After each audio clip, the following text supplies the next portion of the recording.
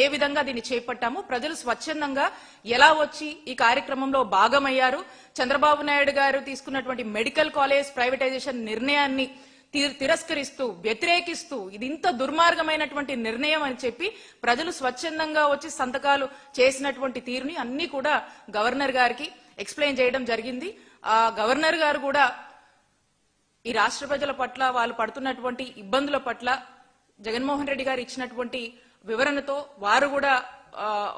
వారు కూడా అవన్నీ విని వారు కూడా చాలా సానుకూలంగా స్పందించారు. ఈ ఆవేదనని ఈ బాధల్ని ప్రజల పక్షాన ప్రజల గురించి ఆలోచించమని చెప్పి కూడా జగన్మోహన్ రెడ్డి గారు గవర్నర్ గారికి చెప్పడం జరిగింది.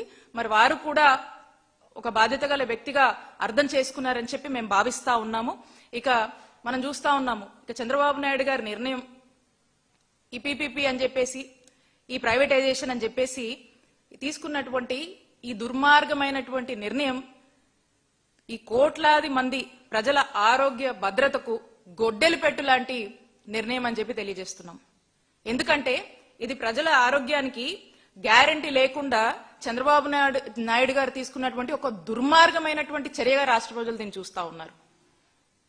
సిబిఎన్ గారు చంద్రబాబు నాయుడు గారి నిర్ణయాన్ని వ్యతిరేకిస్తూ 1 కోటి మందికి పైగా కూడా సంతకాల ద్వారా మరి ఈ ప్రభుత్వానికి చెంప చెల్లుమన్నా కూడా వీళ్ళకి ఇంతవరకు కూడా బుద్ధి రావట్లేదని చెప్పి మనం చూస్తా ఉన్నాము. మరి రాష్ట్రంలో ప్రతి పౌరుడు కూడా స్వచ్ఛంద సంస్థలు కావచ్చు, ప్రజాస్వామ్య వాదులు కావచ్చు, అందరూ కూడా ఈ నిర్ణయాన్ని తప్పుపడుతున్నా వీళ్ళకి ఎందుకు ఎక్కట్లేదో, ఎందుకు అర్థం కావట్లేదో మనం చూస్తా ఉన్నాం. ఇప్పటికైనా కూడా ఆయన భేషజాలాలు వదిలేసుకొని ఇక ఈ యొక్క మెడికల్ కాలేజ్ ప్రైవేటైజేషన్ నిర్ణయాన్ని వెనక్కు తీసుకుంటే బాగుంటుంది అని చెప్పేసి మేమంతా కూడా డిమాండ్ చేస్తా ఉన్నాము. తీసుకోకపోతే ఈ ప్రజా ఉద్యమాన్ని ఇంకా కూడా కొనసాగిస్తాము, దీన్ని లీగల్ గా ఫైట్ చేస్తాము, కోర్టులను కూడా మేము ఆశ్రయిస్తామని చెప్పి తెలియజేసుకుంటూ వైఎస్ఆర్ కాంగ్రెస్ పార్టీ పోరాడుతూనే ఉంటుంది ప్రజల పక్షాన అని చెప్పి మరొకసారి తెలియజేసుకుంటా ఉన్నాము. అకార్డింగ్ టు ఆర్టికల్ 21 మనకు తెలుసు, మన కాన్స్టిట్యూషన్ లో ప్రతి పౌరుడు కూడా విద్య వైద్యం అనేది ఇట్స్ అ ఫండమెంటల్ రైట్. మరి యొక్క ఫండమెంటల్ రైట్ ని ఈ రోజు కాపాడాల్సినటువంటి ప్రభుత్వమే, కాపాడాల్సినటువంటి ముఖ్యమంత్రి గారే మరి ఈ రోజున బోడిగుంకి మోకాలకి ముడిపెడుతున్నారు. ప్రజాస్వామ్యంలో ఈ ప్రజలు ప్రభుత్వాలను ఎన్నుకుంటారు. ఎన్నుకొని అధికారంలోకి వచ్చినటువంటి ఈ పాలకులంతా కూడా ప్రజల యొక్క కనీస అవసరాలు విద్య, వైద్యం, లా అండ్ ఆర్డర్ మెయింటైన్ చేయడం, ఇవన్నీ కూడా మినిమం బేసిక్ థింగ్స్ ఈ ప్రభుత్వం కాపాడాల్సినవి.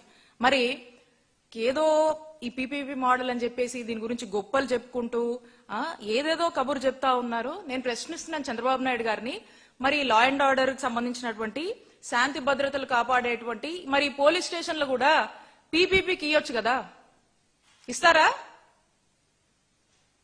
హాస్పిటల్స్ ని ఇప్పుడు ఈ మెడికల్ కాలేజ్ ని వీటిని ఇస్తున్నారు కదా, ఇవ్వాలని ఆలోచన చేస్తున్నారు కదా, మరి లా అండ్ ఆర్డర్ కూడా కీలకమే. మరి ఆ పోలీస్ స్టేషన్లు కూడా పీపీపీ మోడల్లో ఇస్తారా? మరి చంద్రబాబు నాయుడు గారు చెప్పండి. ఈ రోజున ఇంతమంది వ్యతిరేకిస్తున్నా కూడా మరి చంద్రబాబు నాయుడు గారు ఈ పీపీపీ విధానం ఇదేదో నేషనల్ మోడల్ అని చెప్పి, ఇంకా చాలా గొప్ప మోడల్ అని చెప్పేసి ఇంకా ప్రజల్లోకి ఇంకా కూడా ఇదే విషయాన్ని పదే పదే పెనిట్రేట్ చేసే ప్రయత్నం చేస్తా ఉన్నారు. అందుకే ఇదేదో ప్రజల జీవితాలు పూర్తిగా దీన్ని మార్చేసేటువంటి మంత్రదండంలా కూడా మరి చంద్రబాబు నాయుడు గారు దీని గురించి చెప్తా ఉన్నారు. కాబట్టి ఈ పీపీపీలో ఆయన అంటా ఉన్నారు కదా, ఈ పీపీపీలో రోడ్లు వేయడం లేదా, గుంతలు పూడ్చడం లేదా అని చంద్రబాబు నాయుడు గారు మాట్లాడుతూ ఉన్నారు. అవును, కరెక్టే, రోడ్లు వేస్తున్నారు, బానే ఉంది. మరి రోడ్లకు పీపీపీ పేరుతో అడ్డం పెట్టుకుని రోడ్లకి మరి ఈ టోల్ ట్యాక్స్ తీసుకుంటున్నారు కదా, ఆ టోల్ ట్యాక్స్ ఛార్జీలు అన్ని ప్రజల మీద ఎంత పడతా ఉన్నాయి? చాలా పెద్ద ఎత్తున లేజేస్తున్నారు కదా. ఏ విధంగా అయితే మరి పీపీపీలో రోడ్లు వేసి టోల్ ట్యాక్స్ పెద్ద ఎత్తున వసూలు చేసి చేస్తున్నారో, ఖచ్చితంగా ఇప్పుడు పీపీపీ అని చెప్పి దానికి ప్రైవేటైజేషన్ ఆఫ్ మెడికల్ కాలేజ్ అని చెప్పేసి హెల్త్ ట్యాక్స్ కూడా వసూలు చేస్తారు కదా. అదే కదా మీరు చేయబోతుంది, రాష్ట్ర ప్రజల దగ్గర నుంచి హెల్త్ ట్యాక్స్ వసూలు చేయబోతున్నారు కదా పీపీపీ అని చెప్పి, అదే కదా దీని అర్థం.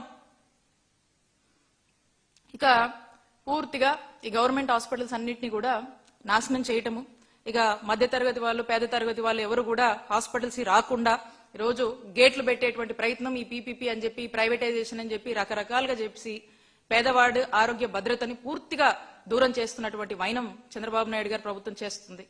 ఇక హాస్పిటల్కి వెళ్తే నాడి పట్టుకుంటే ఇంత, బ్లడ్ టెస్ట్ చేస్తే ఇంత, కట్టు కడితే ఇంత, సిటీ స్కాన్ చేస్తే ఇంత, ఎంఆర్ఐ చేస్తే ఇంత, మందులు ఇవ్వాలంటే ఇంత, ట్రీట్మెంట్ చేయాలంటే అంత, ఇట్లా ఎంతో కొంత ఇక పూర్తిగా కూడా యూజర్ ఛార్జీలను పెట్టేసి అవన్నీ కూడా ప్రజల మీద మోపాలని చంద్రబాబు నాయుడు గారి ప్రభుత్వం చూస్తా ఉంది.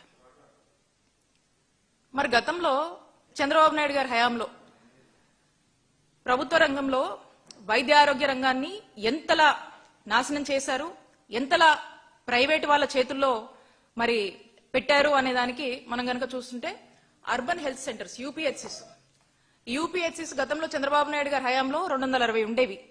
ఇక వాటి నిర్వహణకు ప్రతి నెల కూడా 4.5 లక్షల చొప్పున అక్కడ ఒక్కొక్క దానికి ఇచ్చేవాళ్ళు ప్రైవేట్ వాళ్ళకి, యూపీహెచ్సీలకు సంబంధించి. మరి అప్పుడు కూడా అవేం సరిగా పనిచేసేవి కాదు. వాటి యొక్క డెవలప్మెంట్ కానీ వాటిని ఇంకొంచెం స్ట్రెంథన్ చేద్దామని కానీ ఏ రోజు కూడా యూపీహెచ్సీలను చంద్రబాబు నాయుడు గారు పట్టించుకోవాలా.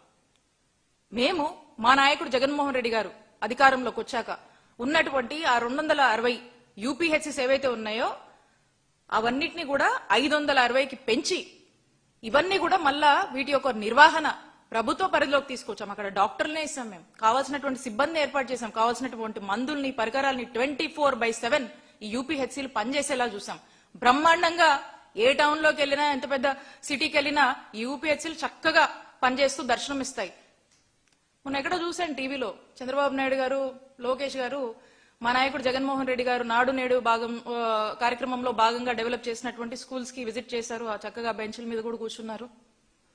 మరి ఆ విజిట్ లో ఖచ్చితంగా చంద్రబాబు నాయుడు గారు, లోకేష్ గారు అనుకుని ఉంటారు, చక్కగా ఇంత ఇన్ఫ్రాస్ట్రక్చర్, ఈ బెంచెస్ కానీ, ఆ బ్లాక్ బోర్డ్స్ కానీ, ఆ రూమ్ యొక్క పెయింట్స్ కానీ, అక్కడ ఒక మంచి ఫ్యాను, అక్కడ ఉన్నటువంటి ఆ కార్పొరేట్ స్థాయి వాతావరణము and the quality of education, ఏ విధంగా ఇంగ్లీష్ మీడియం అంతా కూడా ఇంట్రడ్యూస్ చేసి ఏ విధంగా చక్కగా పిల్లలు చదువులకు రాగలుగుతున్నారు, పిల్లల యొక్క యూనిఫామ్స్, వాళ్ళ యొక్క బుక్స్, అక్కడ పిల్లలకు సంబంధించినటువంటి మెను, గోరుముద్ద అప్పట్లో గొప్పగా మనము అమలు చేశాము పిల్లల కోసము.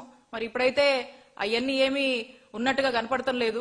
మరి అన్ని చూసైనా వాళ్ళు అనుకుని ఉంటారు, జగన్మోహన్ రెడ్డి గారు ఎంత బాగా చేశారని మనసులో ఖచ్చితంగా అనుకుని ఉంటారు. మరి నేను చెప్తా ఉన్నా, యూపీహెచ్సీలు కూడా అదే విధంగా ఈరోజు రాష్ట్ర వ్యాప్తంగా కూడా అన్ని చోట్ల కూడా చాలా చక్కగా ప్రభుత్వ నిర్వహణతో ప్రభుత్వ రంగంలో చక్కగా నడుస్తున్నటువంటి తీరు. మీరు ఏ హాస్పిటల్ కన్నా వెళ్ళండి, చక్కగా ఏ విధంగా సేవలు అందిస్తున్నాయో చూస్తారు. కాబట్టి మీ విధానం అది కాదు. కాబట్టి ఎంతసేపు మీరు పీపీపీ